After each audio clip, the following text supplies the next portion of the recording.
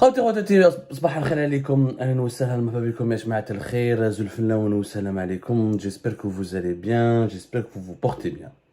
Nous sommes le 22 novembre 2023 et nous allons nous intéresser aujourd'hui à une contradiction énorme dans la communication officielle du régime algérien concernant l'économie nationale. Alors les décideurs actuels, les dirigeants du régime actuel veulent nous faire croire que tout va bien, que le pays se porte bien, que la situation économique n'est pas aussi catastrophique qu'on le dit, qu'elle n'est pas aussi alarmante et que le pays évolue tant bien que mal avec ses propres moyens et qu'il est en train de diversifier son économie et d'améliorer son niveau de production de richesse. Justement, rappelez-vous le 18 septembre 2023, je vous qui fait la contradiction, je vous le décalage entre la réalité économique du pays et le discours des dirigeants algériens.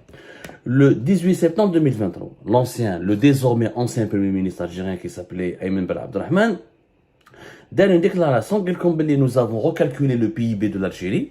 Le PIB, c'est le produit intérieur brut. Et il a atteint le véritable PIB de l'Algérie en 2022. Il était de 233 milliards de dollars. Ça, c'était Ayman Ben Abdelrahman lors de la 47e réunion annuelle des gouverneurs des banques centrales arabes. Donc il y avait tous les gouverneurs des banques centrales arabes, quand même, c'est une réunion internationale importante. Un premier ministre algérien dit que le PIB, je rappelle, c'est l'indicateur économique le plus important d'un pays. Parce que c'est quoi le PIB? C'est la production annuelle des richesses d'un pays par l'ensemble des acteurs économiques qui sont présents sur son territoire. Acteurs économiques, il y a tout, entreprises, salariés, commerçants, artisans, tout ce que la population d'un pays, avec ses entités économiques, a pu produire comme richesse. Soit disant, selon Ayman Ben Abdelrahman, nous avons un PIB de 233 milliards de dollars. Cette déclaration, elle a beaucoup choqué, puisque les institutions internationales, le FMI et la Banque mondiale n'ont jamais calculé, n'ont jamais confirmé ce nouveau calcul, parce que l'Algérie, rappelez-vous, l'Algérie a changé de méthode de calcul. Elle a fait ce qu'on appelle le rebasage. Le rebasage, c'est une méthode statistique, c'est une actualisation des statistiques économiques du pays. On change l'année de référence et on essaye de recalculer le poids de l'informel pour l'intégrer dans le niveau de production de richesse, parce qu'on estime que l'informel est une production de richesse. Bon, le rebasage, il a été fait, on en a déjà parlé, chez Algérie Part. Il a été fait à maintes reprises par plusieurs pays africains, où malheureusement, il n'a jamais donné. C'est pas une méthode crédible. Franchement, c'est pas du tout une méthode crédible, parce que là, les pays africains, ils essaient de changer, d'augmenter leur PIB pour avoir un autre niveau d'endettement, pour gérer leur niveau d'endettement, pour gérer les taux d'intérêt, etc. Donne une émission énorme. Je vais essayer de vous la retrouver, en tout cas elle est sur la chaîne YouTube. هذه حكاية تاع 200 milliards de dollars de PIB تاع l'Algérie فهمناها باللي n'a aucun sens, que intégrer le marché informel ou la richesse informelle au PIB, c'est dangereux même, ça a coûté d'ailleurs beaucoup d'ennuis économiques à certains pays africains comme le Nigeria, وفهمناها. Sauf que Ayman Ben Abdelrahman, je vois la contradiction, le décalage, et c'est là où ça soulève des interrogations. Ayman Ben Abdelrahman, il dit que nous avons un PIB de 233 milliards de dollars. La Banque d'Algérie, qui est la banque centrale, qui est l'institution économique la plus importante du pays, elle a publié un rapport sur l'année 2022. Il est sorti avant-hier lundi. Il a été rendu public le 20 novembre dernier. La Banque d'Algérie, dans son rapport, elle donne un autre chiffre. Je vous qu'est-ce qu'elle dit la Banque d'Algérie. La croissance totale en volume est de 3,2% en 2022, contre 3,4% en 2021. En valeur, le PIB a atteint 27 688,9 milliards de dinars. 27 688,9. 27 688,9, c'est l'équivalent de 206 milliards de dollars. Entre ce que dit la Banque d'Algérie et l'ex-premier ministre Ayman Ben Abdelrahman, il y a une différence de presque 30 milliards de dollars. Mais 206 et 233, il y a 27 milliards de dollars. Une différence quand même. Presque 30 milliards de dollars de différence. Comment un premier ministre peut donner un chiffre plus élevé que la Banque centrale. Et comment la Banque centrale, lorsqu'elle vérifie, lorsqu'elle publie un rapport officiel, quand même c'est un rapport d'une centaine de pages, de 137 pages sur l'ensemble de l'économie, c'est un rapport détaillé. Et moi je pense que la Banque centrale algérienne, elle est beaucoup plus proche de la vérité que Ayman Ben Abdelrahman, parce qu'elle a fait un rapport détaillé, elle a donné des chiffres, elle a décrypté, etc., l'évolution économique du pays en 2022.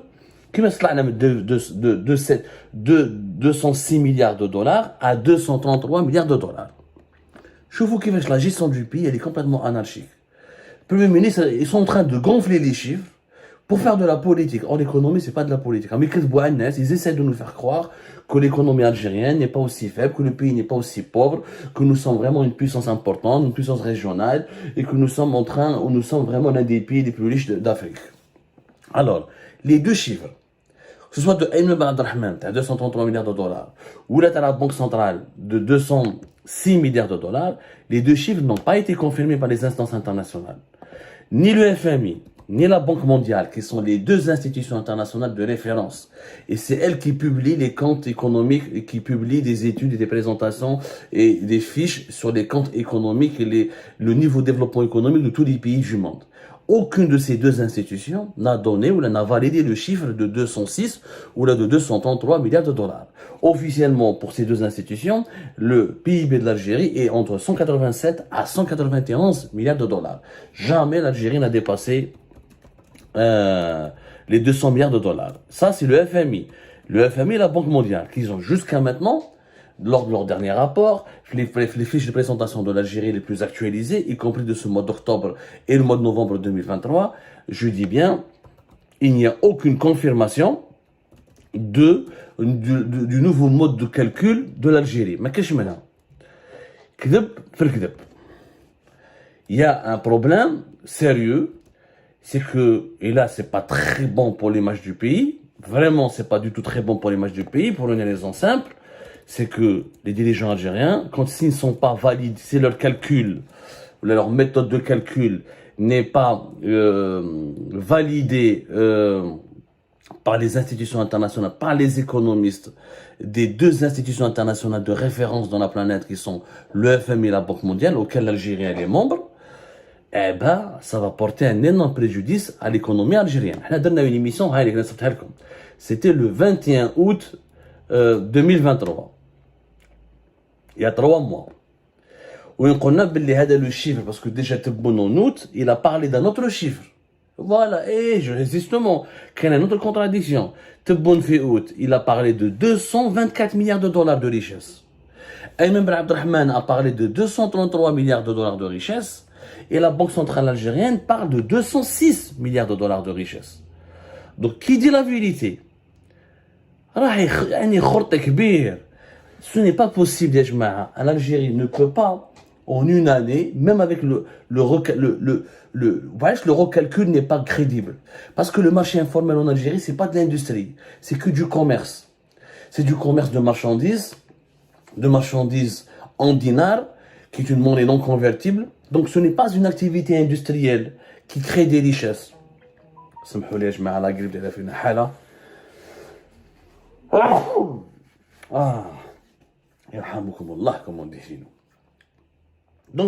le recalcul هذا ما عنده حتى معنى. On a fait comme les pays africains, le Togo, le Sénégal, pas mal de pays africains qui sont endettés, qui à chaque fois essaient de recalculer le PIB pour convaincre leurs bailleurs de fonds de recalculer le taux d'intérêt ou pour leur prêter davantage d'argent. C'est pas notre cas. C'est pas notre cas, Yajma. On ne peut pas gonfler. Ils sont en train de gonfler. On a une autre émission. Rappelez-vous, une autre émission, Yajma, il y a un mois de cela. Concernant les dangers de cette manipulation. Tebboune n'a pas gonflé les pneus, mais toute la richesse du pays. Et on a expliqué que ce n'est pas normal que le PIB de l'Algérie soit gonflé. Il passe de 187 ou de 191 à 233 milliards de dollars. On l'augmente de presque 40 milliards de dollars en une année de façon totalement artificielle. Ce n'est pas possible. Le dernier chiffre actualisé à le FMI parle d'une richesse. La richesse produite par l'Algérie, elle est de 191 milliards de dollars. هما طلعوها directement Mais le 222 la 224 qui m'a été bonne, 233. Oh, ou la Banque centrale a peut-être maintenant 206. Pourquoi? Parce qu'aucune institution internationale ne l'a validé. C'est très très mauvais pour l'image du pays, Ajma. C'est très très très mauvais. Wallah, ya jma'a. Au l'émission les dernières comme le Tebboune n'a pas gonflé les pneus, mais toute la richesse du pays, les dangers d'une manipulation. On a expliqué, ya jma'a, que intégrer les secteurs informels dans le calcul du PIB n'est pas une bonne idée. C'est une très mauvaise chose. Le Nigeria a été cité comme exemple. Ça a dévalué sa monnaie, ça lui a causé des problèmes économiques, ça n'a pas amélioré ses recettes fiscales. Ça a مشاكل الكبار يا جماعة. Ça a مشاكل الكبار يا جماعة. Parce que c'est bien de normaliser les statistiques, mais quand on normalise, quand on adapte les statistiques, il faudrait qu'il y ait une enquête indépendante ou un contrôle indépendant d'un organisme international qui valide.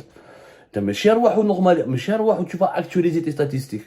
Et les statistiques qui seront communiquées à des institutions internationales. Même bad, moraha, les institutions internationales vont dire est-ce que cette actualisation ou cette normalisation des statistiques, est-ce qu'elle a été menée de façon professionnelle, de manière correcte.